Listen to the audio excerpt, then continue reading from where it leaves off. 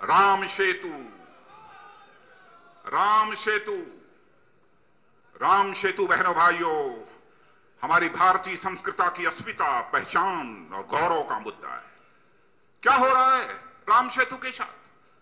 Court ने आदेश किया, Pachauri committee बनी, पचौरी कमेटी ने रिकमेंडेशन दे दी कि यदि राम सेतु तोड़ा गया तो सुनामी का खतरा पैदा हो जाएगा।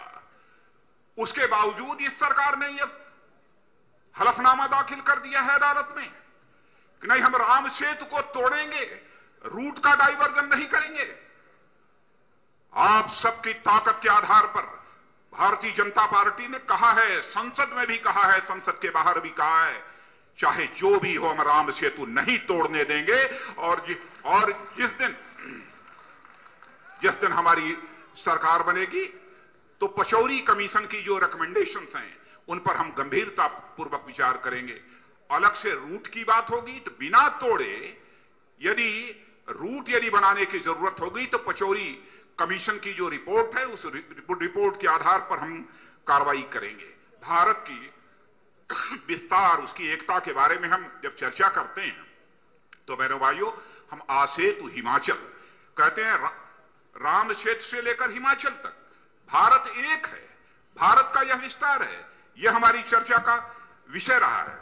लेकिन क्या विडंबना है कि जो लंका रावण का देश माना जाता है श्रीलंका, वहां पर तो ऐतिहासिक पुरुष की मान्यता भगवान राम को वहां की सरकार ने दे दी है, लेकिन हमारी सरकार हमारे भगवान राम को ऐतिहासिक पुरुष की भी मान्यता देने को तैयार नहीं है।